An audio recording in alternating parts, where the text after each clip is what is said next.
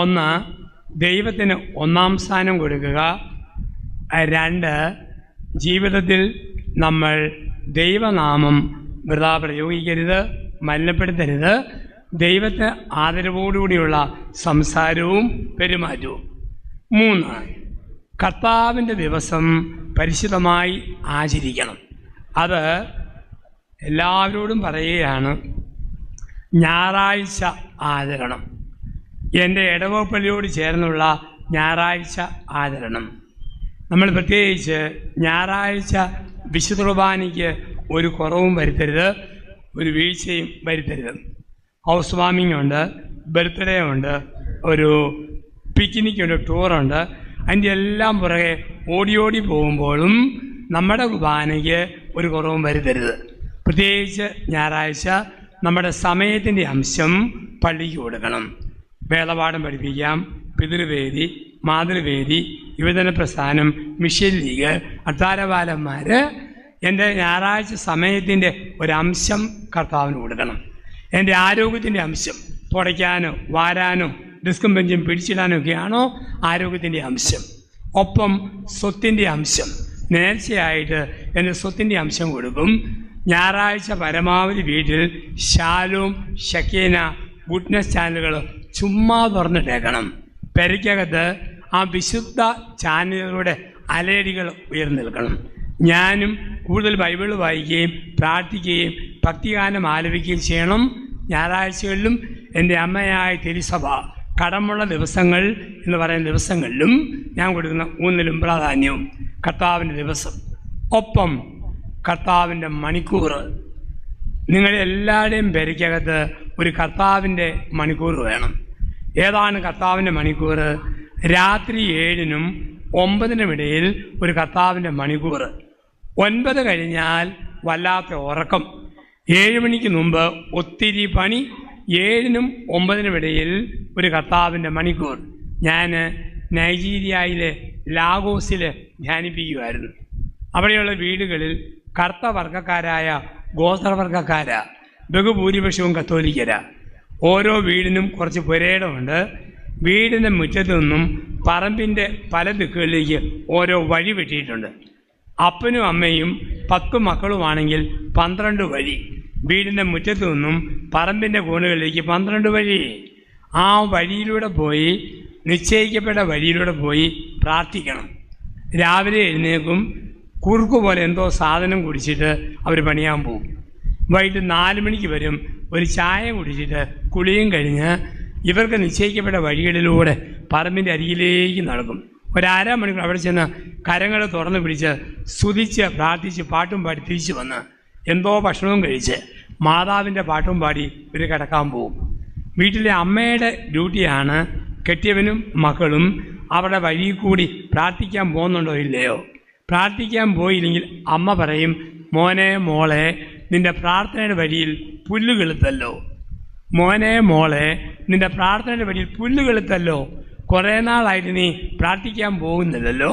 അമ്മയുടെ കടമയാ എല്ലാവരെയും പ്രാർത്ഥന ഓർമ്മിപ്പിക്കുക. നമുക്കും വേണം ഒരു പ്രാർത്ഥന.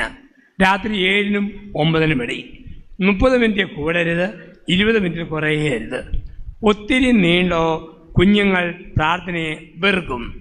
അതുകൊണ്ട് ചുരുങ്ങിയ സമയം മതി. ദമ്പതികൾ മാത്രമാകുമ്പോൾ കൂടുതൽ സമയം പ്രാർത്ഥിക്കുക. അല്ലാത്തപ്പോൾ ചുരുങ്ങിയ സമയത്ത് ഒരുമിച്ചിരുന്ന് അടുത്തിരുന്ന് പ്രാർത്ഥിക്കുന്ന ഒരു പ്രാർത്ഥനാന്തരീക്ഷം കുടുംബത്തിൽ വേണം. ചില കുടുംബത്തിൽ വലിച്ചു വാരി പ്രാർത്ഥിക്കും. ദൈവമേ, എത്ര നൊവേനകളാണ് ചെല്ലുന്നത്.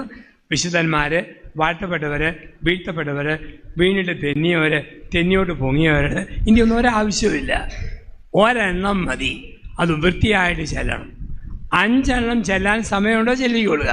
തീർക്കാൻ വേണ്ടി 5 എണ്ണം സ്പീഡിൽ ചൊല്ലി കൊഞ്ഞ കുത്തുന്ന പോലെ പ്രാർത്ഥിക്കല്ലേ. ചില കുടുംബത്തിൽ നന്മ നിറഞ്ഞ മറിയുമൊക്കെ ആദ്യം തുടങ്ങുമ്പം തെളിച്ച് ചെല്ലും. ഒരു 3 രഹസ്യം വരെ നന്മ നിറഞ്ഞ മറിയമേ നിനക്ക് സ്വസ്തി. 4-ാം രഹസ്യമാകുമ്പം സ്പീഡ് കൂടും, നനഞ്ഞ മറിയമേ നിനക്ക് സ്വസ്തി. 5-ാം രഹസ്യമാകുമ്പം മനമറിഞ്ഞ മറിയമേ നിനക്ക് സ്വസ്തി. ഒരു പ്രാർത്ഥന തെളിച്ച് ചെല്ലണം. ചില കുടുംബത്തിലെ ലുത്തിനിയ കേട്ടാൽ തോന്നും സായിപ്പും മാതാമയും കൂടി പ്രാർത്ഥിക്കുക. ലുത്തിനിയയുടെ മറുപടിയാണ്. തിരിയുന്നത് എങ്ങനെയാ? Condition condition condition condition. ചില കുടുംബത്തിലെ പ്രാർത്ഥന കേട്ടതൊന്നും ഹിന്ദുക്കളുടെ വീട്ടിലെ നാമജപമാണ്. ലുത്തിനിയുടെ മറുപടിയാ. തിരിയുന്നെങ്ങനെയാ? കൃഷ്ണേ കൃഷ്ണേ കൃഷ്ണേ. നമ്മൾ ചെല്ലുന്നത് തെളിച്ച് ചെല്ലണം, ചെല്ലുന്നത് തെളിച്ച് ചെല്ലണം. ചില കുടുംബങ്ങളിൽ പ്രായമുള്ള അമ്മച്ചിമാർ ലുത്തിനിയ ചെല്ലും. ഈ ലുത്തിനിയയുടെ വകുപ്പ് അമ്മ ആർക്കും കൊടുക്കുകയില്ല. നടുവിന് വേദനയും പുറം വേദനയും ഒക്കെ ഉണ്ടെങ്കിലും ലുത്തിനിയ അമ്മച്ചിയെ ചെല്ലുകയുള്ളൂ. പ്രായമുള്ള അമ്മച്ചിമാർ ലുത്തിനിയ ചെല്ലുന്ന കേൾക്കാൻ ഒരു പ്രത്യേക ട്യൂണുമുണ്ട്. നടുവിന് വേദനയുള്ള അമ്മ ലുത്തിനിയ ചെല്ലും. ആത്മജ്ഞാനപൂരപാത്രമേ വിമാനപാത്രമേ അദ്വരമാത്രപാത്രമേ ദാവീന്റെ കോട്ടെ സ്നാലയമേ. അപ്പോഴാണ് അമ്മയുടെ നടുവിന് ഒരു വേദന, ഞങ്ങളുടെ ഞെളിവിൻ്റെ കാരണമേ. ഇപ്പം നമ്മൾ തെളിച്ച് തരണം. കുടുംബത്തിൽ അപ്പനും അമ്മയും എങ്ങനെ പ്രാർത്ഥിക്കുമോ അത് മക്കളും കണ്ടുപിടിക്കും. അപ്പനും അമ്മയും പ്രാർത്ഥിക്കുന്നത് മക്കളും കണ്ടുപിടിക്കും. ഒരപ്പനും അമ്മയും കൂടെ രാത്രി സ്പീഡിൽ പ്രാർത്ഥിച്ചിട്ട് അപ്പൻ കമ്പോള നിലവാരം കാണാൻ വേണ്ടി ടി വിയുടെ മുമ്പിലേക്ക് പോയി.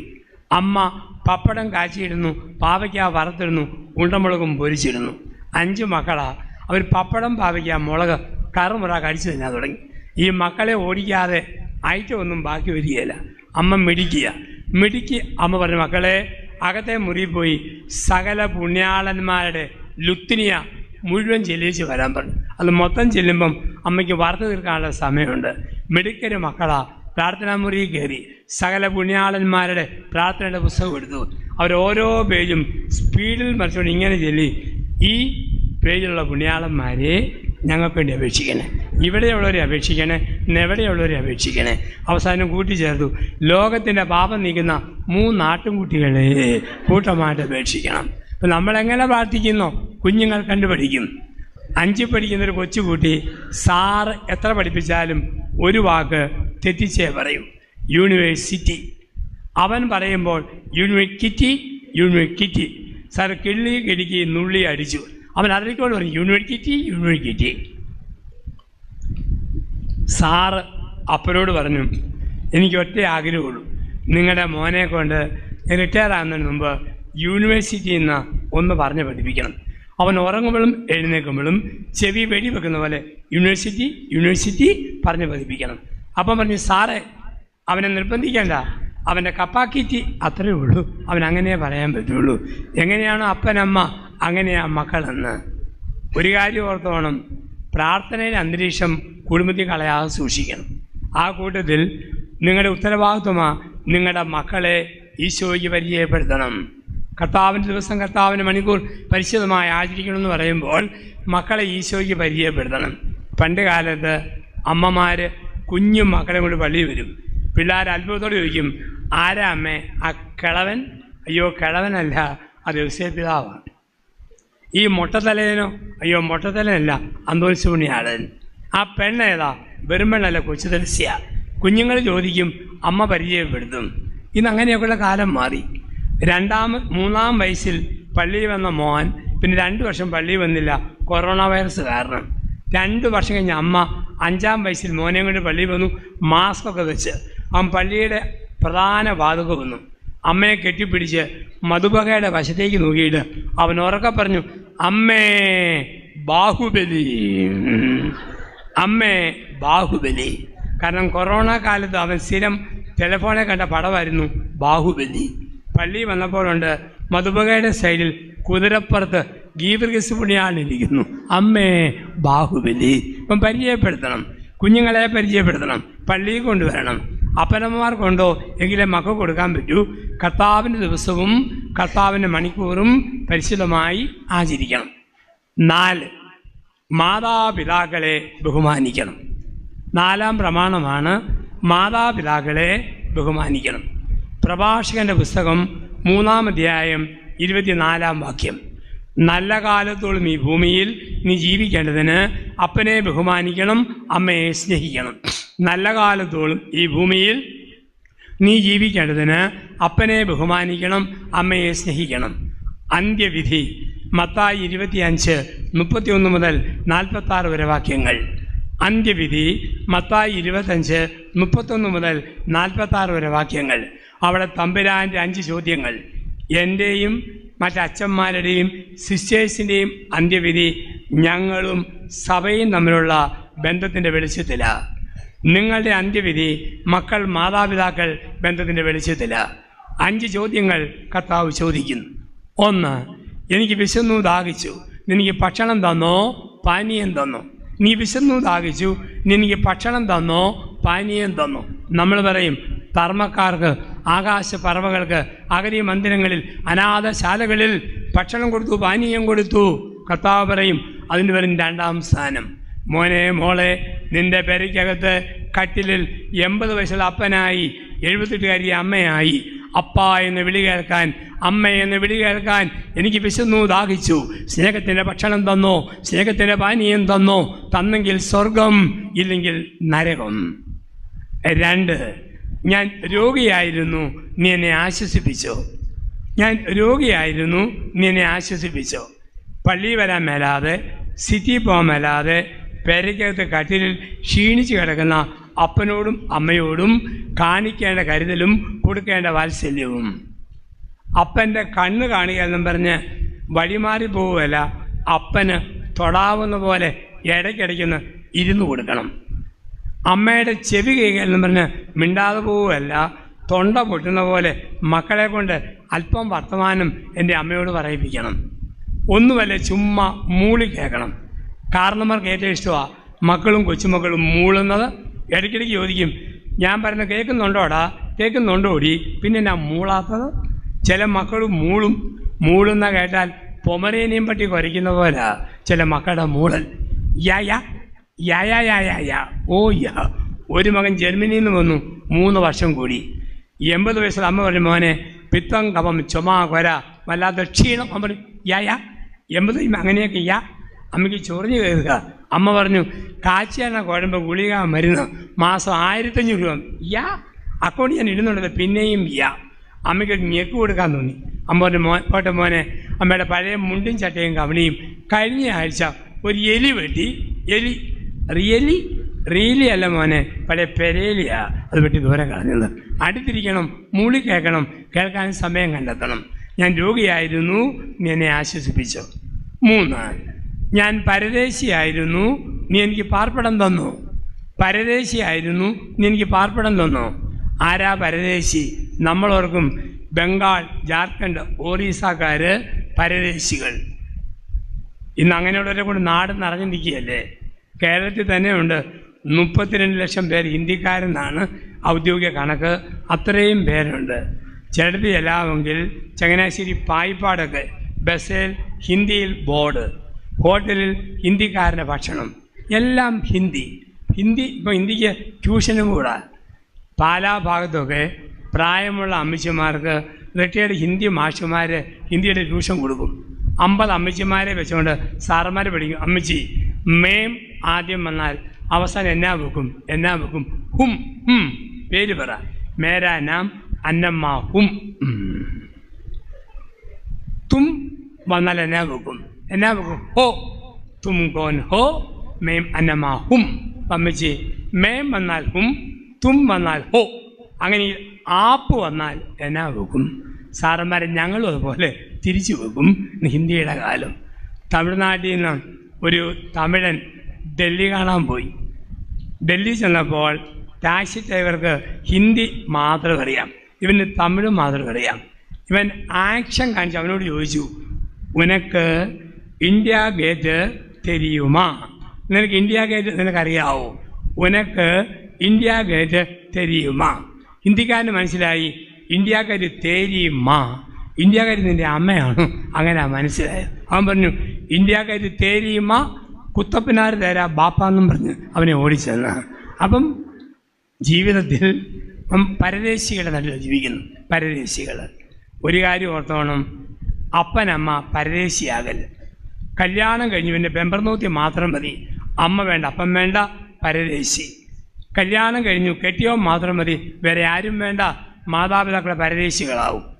നിങ്ങളുടെ അപ്പൻ അമ്മ എന്ന് പറയുന്നത് ഇവിടെയുള്ള നിങ്ങളുടെ വീടിൻ്റെ മുറ്റത്തെ ഒരു മാവ് പോലെയാണ്. പല വീടിൻ്റെ മുറ്റത്തൊരു മാവുണ്ട്. മാവ് നിൽക്കുമ്പോൾ മാവിൻ്റെ വില ആർക്കും അറിയത്തില്ല. പക്ഷെ ഒരു കാറ്റത്ത് മാവ് മൂടെ ഒടിഞ്ഞു പോയി. മാവ് ഒടിഞ്ഞപ്പോഴാ മാവ് മറച്ചു പിടിച്ച ആകാശം എത്ര വലുതെന്ന് പിടികിട്ടി. മാവ് തടഞ്ഞ ചൂടുകാറ്റ് എത്ര വലുതെന്ന് പിടികിട്ടി. മാവ് ശുദ്ധീകരിച്ച അന്തരീക്ഷം എത്ര വലുതെന്ന് പിടികിട്ടിയത് മാവ് ഒടിഞ്ഞു വീണപ്പോഴാ. അപ്പനും അമ്മയും വീട്ടുമുറ്റത്തെ മാവാ. അവർ ജീവിക്കുമ്പോൾ വിലയറിയില്ല. രണ്ടുപേരും പോയി കഴിയുമ്പോൾ അറിയുക വില. രണ്ടുപേരും മരിച്ചാൽ പിന്നെ വീട്, പെങ്ങളുടെ വീട്, അനിയൻ്റെ വീട്, ജ്യേഷ്ഠൻ്റെ വീട്. ഒരാളെങ്കിലും ഉണ്ടോ? എൻ്റെ വീട്. ഒരിക്കലും മാതാപിതാക്കൾ പരദേശികളാകരുത്. 4, ഞാൻ നഗ്നനായിരുന്നു. എന്താ നഗ്നത? അമ്മയ്ക്ക് വീട്ടിൽ നാണക്കേട് തോന്നരുത്, അപ്പന് വീട്ടിൽ നാണക്കേട് തോന്നരുത്. എല്ലാം മക്കൾക്ക് എഴുതി കൊടുത്തു, മോൻ എഴുതി വെച്ചു. പിന്നെ മോൻ്റെ ഭാര്യ പാല് കാച്ചി വെച്ചപ്പോൾ അമ്മ ഒരു തടം പാല് അപ്പനോട് എടുത്തപ്പം മരുമകളുടെ മറുപടി, തള്ളേ കൊച്ചിന് വെച്ചിരിക്കുന്ന പൊക്കിക്കൊണ്ട് പോയേക്കല്ലോ കേട്ടോ. ആ സമയം അമ്മയുടെ ഫീലിംഗ് നഗ്നത. എല്ലാം എഴുതി കൊടുത്ത അപ്പൻ 100 രൂപ വേണോ, പിന്നെ മകൻ്റെ കരുണ വേണം.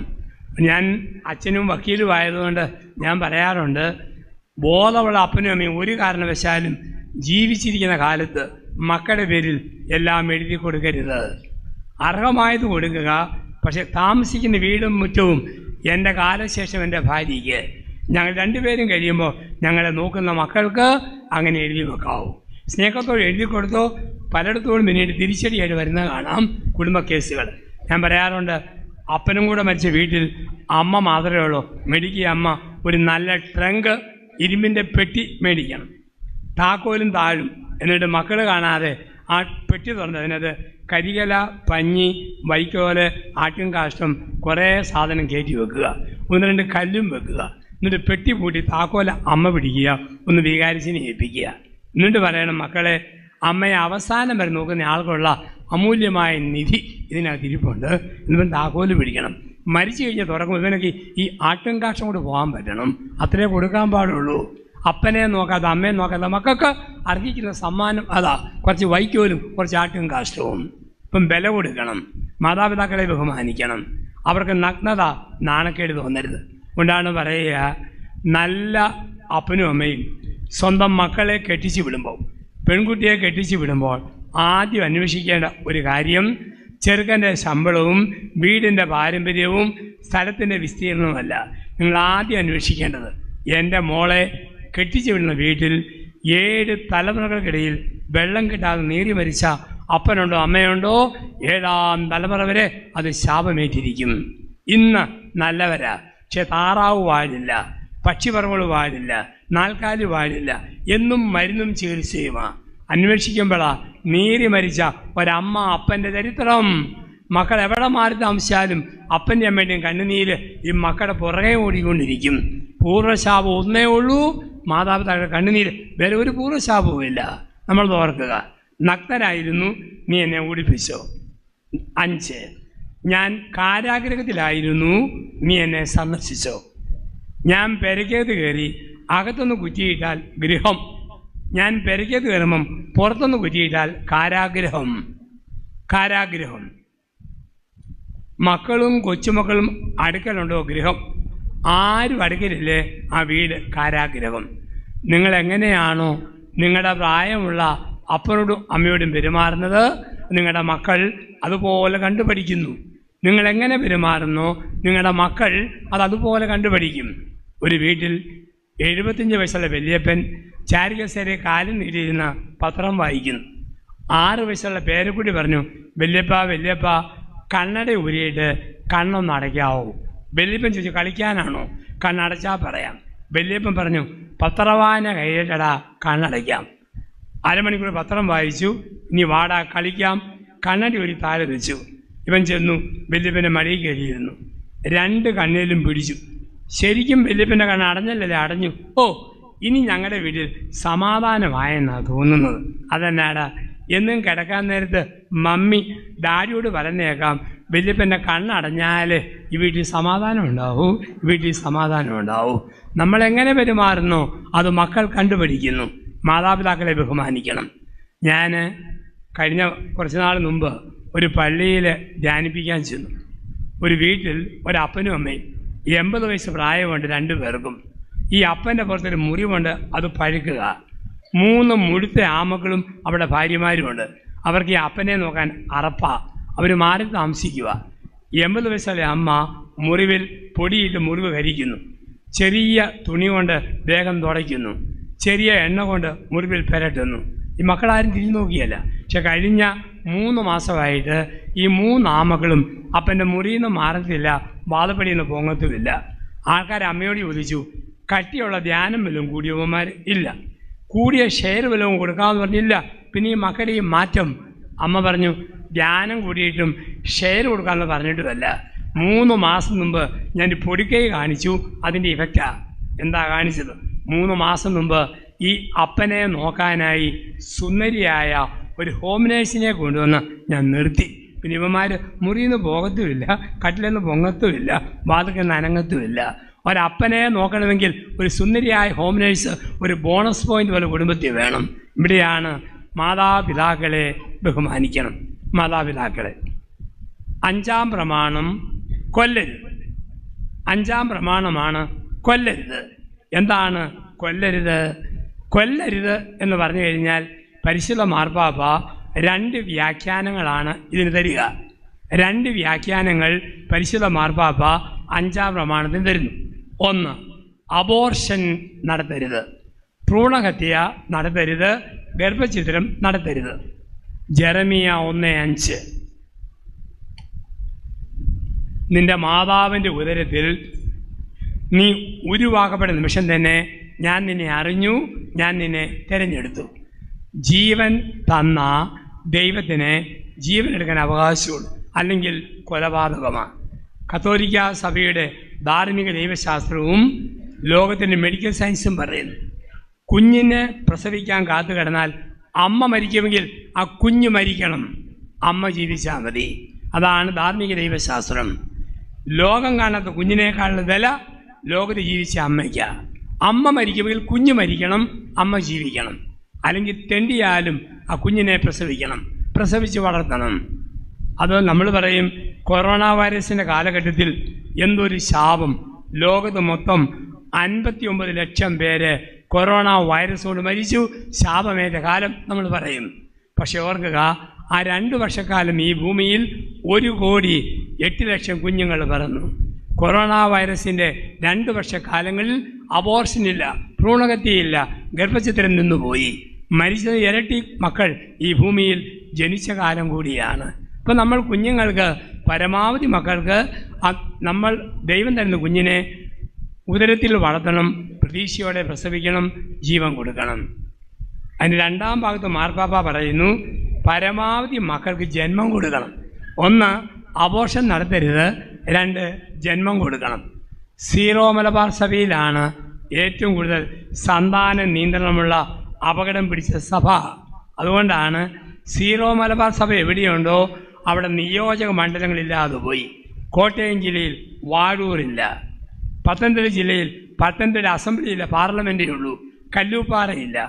ഒരുപാട് 3.5 ലക്ഷത്തോളം അംഗങ്ങൾ നമുക്ക് കുറഞ്ഞു പോയി. അതുപോലെ തന്നെ നമ്മുടെ മക്കൾ വിദേശത്തേക്ക് പോയി. ഒരു ഇലക്ഷൻ വരുമ്പോൾ പഠിത്തമുള്ള, യോഗ്യതയുള്ള, അർഹതയുള്ളവർ മത്സരിക്കാനില്ല, വോട്ട് ചെയ്യാൻ നമ്മളുമില്ല.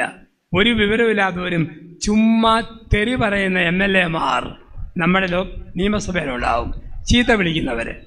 സംസ്ഥാനത്തെ, ഇന്ത്യയിൽ എത്ര സംസ്ഥാനമുണ്ടെന്ന് അറിയത്തില്ലാത്ത വിദ്യാഭ്യാസ മന്ത്രിമാരുണ്ടാവും. കാരണം പഠിത്തമുള്ളവർ ഇന്നില്ല. പഠിത്തമുള്ള നമ്മുടെ മക്കൾ ഇവിടെ ഇല്ല. ആരെയും പറഞ്ഞിട്ട് കാര്യമില്ല. മുസ്ലിം സമൂഹത്തെ നോക്കുക, അവരെ ദൈവം അനുഗ്രഹിക്കും, പരമാവധി മക്കൾക്ക് ജന്മം കൊടുക്കും, തെണ്ടിയാലും മക്കളെ വളർത്തും. നമ്മുടെ ഏറ്റവും വലിയ അപകടത്തിൻ്റെ അവസ്ഥയും കൂടി നമ്മൾ ഈ കൂട്ടത്തിൽ ധ്യാനപൂർവ്വ ഹൃദയത്തിൽ ഒന്ന് കൂട്ടി വായിക്കണം, ഒന്ന് കൂട്ടി സൂക്ഷിക്കണം. നമ്മുടെ കുഞ്ഞുങ്ങൾ, നമുക്ക് പറയാൻ പറ്റുമോ നമ്മുടെ മക്കൾ ആരായിത്തീരുമെന്ന്? കുറേയേറെ കൊച്ചു കുഞ്ഞുങ്ങൾ ഈ ധ്യാനത്തിൽ അവധിക്കാലത്ത് മുമ്പിരുന്ന് പങ്കെടുക്കുന്നുണ്ട്. പറയാൻ പറ്റുമോ ഈ മക്കൾ നാളെ ആരായിത്തീരുമെന്ന്? നമുക്കാർക്കും സ്വന്തം മക്കൾ ആരായിത്തീരുമെന്ന് പറയാൻ പറ്റിയല്ല. അതുകൊണ്ടാണ് ഓരോ അമ്മയും കുഞ്ഞിനെ തൊട്ടിയിലിട്ട് താരാട്ട് പാടും. എന്താണ് താരാട്ട്? രാരോ രാരീരാരോ. നമ്മളോർക്കും കേൾക്കാൻ രസമുള്ള ലല്ലവി പല്ലവി ഈരടി അമ്മ വെറുതെ പാടുകയല്ല. ഓരോ അമ്മയും കുഞ്ഞിനെ തൊട്ടിയിലിട്ട് ആട്ടിക്കൊണ്ട് ദൈവത്തിൻ്റെ മുഖത്ത് നോക്കി ചോദിക്കുന്ന ചോദ്യമാണ് താരാട്ട്. എൻ്റെ ദൈവമേ, തൊട്ടി കിടക്കുന്ന ഈ സാധനം ആരാരോ? ഇത് ശിവരശനാണോ, വീരപ്പനാണോ, ഒസാമ ലാദനാണോ, ഹമാസിൻ്റെ മക്കളാണോ? ഇതാരാരോ? രണ്ടാമത്തെ ചോദ്യം, ഇതാരീരാരോ? ഈ കിടക്കുന്നത് രസതന്ത്രക്കാരി കൂടത്തായി ജോളിയാണോ? ഊർജ്ജതന്ത്രക്കാരി സരിത നായരാണോ? നയതന്ത്രക്കാരി സ്വപ്ന സുരേഷാണോ? ഇതാരാരോ? ഇതാരീരാരോ? നമുക്കൊരു പിടിയുമില്ല. ആക്കി തീർക്കുന്ന ദൈവമാണ്. അപ്പോൾ ദൈവകരങ്ങളിൽ നമ്മുടെ കുഞ്ഞുങ്ങളെ കൊടുക്കുക, ആ കുഞ്ഞുങ്ങളെ നന്മയിൽ നമ്മൾ വളർത്തുക. അതിൻ്റെ ഭാഗമായിട്ട് നമ്മുടെ മക്കൾക്ക് 3 വിദ്യാഭ്യാസം കൊടുക്കണം. അപ്പൻ്റെ അമ്മയുടെയും കടമയാണ് കുഞ്ഞുങ്ങൾക്ക് 3 വിദ്യാഭ്യാസം. ഒന്ന്, ഭൗതിക വിദ്യാഭ്യാസം. പരമാവധി നമ്മുടെ മക്കളെ പഠിപ്പിക്കണം. നിങ്ങളിത് ചെയ്യുന്നുണ്ട്. ഇന്ന് സോഷ്യൽ മീഡിയയുടെ ലോകമാണ്. അപ്പനും അമ്മയും ഈ സോഷ്യൽ മീഡിയയെക്കുറിച്ച് അല്പം അറിഞ്ഞിരിക്കണം. ഇന്ന് പല മക്കളും കള്ളത്തരം കാണിക്കുന്ന മക്കളാണ്. എത്രയോ പേരെ കൗൺസിലിങ്ങിന് വരുന്നു. പഠിക്കുകയാണെന്ന് ഫോൺ എടുത്തിട്ട് വേണ്ടാത്ത ചപ്പും ചവറും അതിൽ കണ്ടുകൊണ്ടിരിക്കും. ആവശ്യമില്ലാത്ത മെസ്സേജ് അയച്ചുകൊണ്ടിരിക്കും. ഇന്നൊരു പുതിയ സിസ്റ്റമുണ്ട്, parental application of mobile phone. നിങ്ങളുടെ മക്കൾ ഫോൺ തുറക്കുമ്പോൾ എന്ത് കാണുമോ ആ സെക്കൻഡിൽ അമ്മയുടെ ഫോണിൽ ഇത് വരും, അപ്പൻ്റെ ഫോണിൽ ഇത് വരും. അപ്പോൾ ആവശ്യമില്ലാത്ത ഫോൺ വിളികൾ വീട്ടിൽ വരില്ല. ആവശ്യമില്ലാത്ത വഴികളിലേക്ക് നമ്മുടെ പ്രിയപ്പെട്ട മക്കൾ പോവുകയല്ല. അപ്പോൾ നമുക്ക് ഭൗതിക വിദ്യാഭ്യാസത്തിൽ ഈ അറിവ്. രണ്ടാമത്, 3 വയസ്സിനും 12 വയസ്സിനും ഇടയിൽ പ്രായമുള്ള കുഞ്ഞുങ്ങൾ മാക്സിമം 20 മിനിറ്റ് മൊബൈൽ ഫോൺ കയ്യിൽ പിടിക്കാവൂ. ഇത് ലോകാരോഗ്യ സംഘടന പഠിപ്പിക്കുന്ന പാഠമാണ്. 3 വയസ്സിനും 12 വയസ്സിനിടയിലുള്ള കുഞ്ഞുങ്ങൾ മാക്സിമം 20 മിനിറ്റ്. അതിൽ കൂടുതൽ മൊബൈൽ ഫോൺ ചെവിയോട് ചേർത്ത് വെച്ചാൽ അവരുടെ 12ാം വയസ്സിൽ അമ്മയ്ക്ക് മറക്കാൻ പറ്റാത്ത, അപ്പന് മറക്കാൻ പറ്റാത്ത സമ്മാനം തരും. തലച്ചോറിൽ ക്യാൻസറുള്ള 12 വയസ്സുള്ള കുട്ടി. ഇത് ലോകാരോഗ്യ സംഘടന ഇന്ന് പഠിപ്പിക്കുന്നതാണ്. എപ്പോഴും മൊബൈൽ ഫോൺ ഇങ്ങനെ നോക്കിയിരുന്നാൽ 10ാം വയസ്സിൽ മഹാത്മാഗാന്ധിയെ പോലെ തിക്ക് കണ്ണാടി വെച്ച് പിള്ളേർ ഉന്തി നടക്കേണ്ടി വരും. അപ്പം അങ്ങനെ നോക്കരുത്. ചില കാര്യം നിയന്ത്രിക്കണം. അതുപോലെ കുഞ്ഞുങ്ങൾ ഭക്ഷണം കഴിച്ചില്ലെന്ന് വരികയിൽ ഭക്ഷണം കഴിപ്പിക്കാൻ വേണ്ടി കാർട്ടൂൺ കാണിച്ചുകൊണ്ട് കാട്ടുപനിയുടെ പറക്കെറിയുന്ന പോലെ ഉരുട്ടി എറിയരുത്. കുഞ്ഞുങ്ങൾ വിഴുങ്ങും. 9ാം വയസ്സിൽ അസിഡിറ്റി, അൾസർ രോഗമായിട്ട് മാറും. ഇന്ന് ഉദര രോഗങ്ങൾ വർദ്ധിക്കുന്ന കാലമാണ്. ചുമ്മാ ഫോണിൽ എപ്പോഴും നോക്കിക്കൊണ്ടിരുന്നോ ദഹനേന്ദ്രിയത്തെ അത് ബാധിക്കും. ഉദരരോഗങ്ങളിലേക്ക് നമ്മൾ അത് കടന്നു വരും. മുതിർന്നവരും TV കണ്ടുകൊണ്ട് ഭക്ഷണം കഴിക്കരുത്. അത് കുഞ്ഞുങ്ങൾ കൊടുക്കുന്ന ഒരു നെഗറ്റീവ് ട്രെയിനിങ് ആണ് ഭൗതിക വിദ്യാഭ്യാസം. 2, ആത്മീയ വിദ്യാഭ്യാസം. എന്താ ആത്മീയ വിദ്യാഭ്യാസം? നിങ്ങളുടെ മകൻ മകൾ 4 വയസ്സാകുമ്പോൾ സഭയുടെ പരമ്പരാഗത പ്രാർത്ഥനകൾ മുഴുവൻ പഠിച്ചിരിക്കണം. കർത്താവിൻ്റെ മാലാഖ, സ്വർലോകരാജ്ഞി, രാജകന്യകെ, മരിച്ച വിശ്വാസികളുടെ ആത്മാക്കൾക്ക്, ലുത്തിനിയ, അളവില്ലാത്ത സകലനന്മ സ്വരൂപൻ, ഈ പ്രാർത്ഥന പഠിച്ചിരിക്കണം. പരമ്പരാഗതമായ പ്രാർത്ഥനകളും പാട്ടുകളും ഒക്കെ പഠിച്ചിരിക്കണം. മുലപ്പാൽ കുടിപ്പിക്കുന്ന അമ്മ ഈ മൂല്യങ്ങൾ കൂടി കുഞ്ഞുങ്ങളെ പഠിപ്പിക്കണം. ഇതാണ് ആത്മീയ വിദ്യാഭ്യാസം. കുഞ്ഞു മിഷണറി, സ്നേഹസേന, കടുകുമണി ഇങ്ങനെയുള്ള കുഞ്ഞു കുഞ്ഞു മാസികകൾ വീട്ടിൽ വരുത്തിയിടണം. Shalom, Goodness, Shekinah channel Bible കിസുകളും ബൈബിൾ കാർട്ടൂൺസും കണ്ടുപഠിക്കാൻ മക്കളെ പ്രേരിപ്പിക്കണം. ഇതെല്ലാം കൂടുന്നതാണ് ആത്മീയ വിദ്യാഭ്യാസം. കുടുംബത്തിൽ നമ്മുടെ മക്കളെ കൊണ്ട് സന്ധ്യാപ്രാർത്ഥന നയിപ്പിക്കണം, ബൈബിൾ വായിപ്പിക്കണം. നിങ്ങളുടെ കാരണവന്മാർക്ക് വേണ്ടി കുർബാന അർപ്പിക്കാനുള്ള പൈസ വികാരിച്ചനെ ഏൽപ്പിക്കുമ്പോൾ നിങ്ങളുടെ മക്കളുടെ കയ്യിൽ കൊടുത്തു വിടണം. അവർ പഠിക്കണം. ഇതുപോലെ പാരമ്പര്യം സഭയിലുണ്ട്, കുടുംബത്തിലുണ്ട്. ഇതെല്ലാം ആത്മീയ വിദ്യാഭ്യാസ തലങ്ങളാണ്. അതുകൊണ്ടാണ് കൊച്ചു കുഞ്ഞുങ്ങൾ മിഷൻ ലീഗ്, സൊഡാലിറ്റി, തിരുവാലസഖ്യം, അൾത്താരസഖ്യം ഇതിലൊക്കെ കുഞ്ഞുങ്ങൾ ചേരണം. ആൺപിള്ളേർ 10 വയസ്സാകുമ്പോൾ നിർബന്ധമായിട്ടും അവരെ അൾത്താര ബാലന്മാരാക്കി നിർബന്ധിച്ച് വിടണം. അൾത്താര ബാലന്മാരാക്കണം. ആദ്യമൊക്കെ അവർ ഒന്ന് മസിൽ പിടിക്കും. പക്ഷെ ഒരിക്കൽ ചേർന്നോ പിന്നെ ഓടുന്ന കാണാം. ആദ്യം ചെന്നില്ലെങ്കിൽ മധുപകയിൽ ഇടം കിട്ടുകയില്ല. ഒരു 10 വയസ്സുകാരൻ ആദ്യമായിട്ട് കുർബാനയ്ക്ക് കൂടാൻ ചെന്നു. അന്ന് വേറെ അൾത്താര ബാലന്മാരാരുമില്ല. വികാരിച്ചം പ്രായമുള്ള ആളും അല്പം മുൻകോപക്കാരനുമാണ്. അച്ഛൻ പറഞ്ഞു, നീ തന്നെ ഇന്ന് ബൈബിളിൽ നിന്ന് ലേഖനം വായിച്ചോളാൻ പറഞ്ഞു. അവൻ പേടിച്ചു പോയി. ലേഖന വായനയായി. അവൻ വായിച്ചു, പ്രിയ സഹോദരരെ, വിശുദ്ധ പൗലോസ്ലീഹ അപ്പസ്തോല പ്രവൃത്തിക്കാർക്ക് എഴുതിയ ലേഖനത്തിൽ നിന്നുള്ള വായന. എല്ലാവരും ഒറ്റ ചിരി. അച്ഛൻ തൊണ്ട കുറുകി ഇഷ്ടക്കേട് കാണിച്ചു. അവന് മനസ്സിലായി വായിച്ച് തെറ്റിപ്പോയി. പിന്നെ തിരുത്താൻ പറ്റുമോ? അവന് ബിരുദനാ. അവൻ അച്ഛനെ നേരെ തിരിഞ്ഞു പറഞ്ഞു, ഗുരു അഡ്ജസ്റ്റ് ചെയ്താലും എന്തായാലും വായിച്ചു പോയില്ലേ. ഒരു ആത്മീയ വിദ്യാഭ്യാസം, ഭൗതിക വിദ്യാഭ്യാസം, 2 ആത്മീയ വിദ്യാഭ്യാസം, 3 സെക്സ് എഡ്യൂക്കേഷൻ. 10 വയസ്സായ പെൺകുട്ടിക്ക് അമ്മ പറഞ്ഞു കൊടുക്കണം ഒരു പെണ്ണിൻ്റെ ദേഹം ദൈവം എങ്ങനെ അമ്മയാക്കാൻ ഒരുക്കുന്നു. 10 വയസ്സായ ആൺകുട്ടിക്ക് അപ്പൻ പറഞ്ഞു കൊടുക്കണം ഒരാണിൻ്റെ ദേഹം ദൈവം എങ്ങനെ അപ്പനാക്കാൻ ഒരുക്കുന്നു. അറിയത്തില്ലേ? അറിയത്തില്ലെന്ന് വരികയിൽ നമ്മൾ അപ്പച്ച ഞാൻ എവിടെ നിന്ന്, ആ പുസ്തകം ആൺകുട്ടിക്ക്, അമ്മച്ചി ഞാൻ എവിടെ നിന്ന്, ആ പുസ്തകം പെൺകുട്ടിക്ക് മേടിച്ചു കൊടുക്കണം. കൊച്ചുങ്ങൾക്ക് ഒരുപാട് ആകാംക്ഷ ഉണ്ടാവും. ഒരു കൊച്ചു വന്ന് അമ്മയോട് ചോദിച്ചു, അമ്മേ സെക്സ് എന്നതാ? അമ്മയെന്ന് ചോദിച്ചു. സെക്സ് എന്നതാ? അമ്മയ്ക്ക് ആകെപ്പാടെ പറയാൻ മടി. എങ്ങനെ പറഞ്ഞു കൊടുക്കും? കൊച്ചു അപ്പനോട് ചോദിച്ചു, അപ്പ എന്നതാ സെക്സ്? അപ്പം പറഞ്ഞു, മോനെ ദൈവം ആണും പെണ്ണുമായിട്ട് സൃഷ്ടിച്ചു. കുഞ്ഞിനാളിലറിയില്ല, യുവത്വമാകുമ്പോൾ 2 പേർക്കും ഓരോ വികാരം ഉയർന്നു വരും. പിന്നെ ഒരുമിച്ചൊക്കെ ജീവിക്കും. പിന്നെ ആ ജീവിതത്തിന് മൊത്തം വരുന്ന വാക്കാ സെക്സ്. ആരാണ് നിന്നോട് ചോദിക്കാൻ പറഞ്ഞു? ആരും പറഞ്ഞതല്ല. ഒരു ആപ്ലിക്കേഷൻ ഫോം ഫില്ല് ചെയ്യാൻ നിന്നപ്പം എഴുതി വച്ചിരിക്കുന്നു, നെയ്മ്, വീട്ടുപേര്, ജില്ല, സെക്സ്. അത് പൂരിപ്പിക്കാൻ വേണ്ടിയിട്ട് ചോദിച്ചതാണ്. ഇപ്പോൾ കുഞ്ഞുങ്ങൾക്ക് സംശയമുണ്ട്. അത് പറഞ്ഞു കൊടുക്കണം, പറഞ്ഞു പഠിപ്പിക്കണം കുഞ്ഞുങ്ങളെ.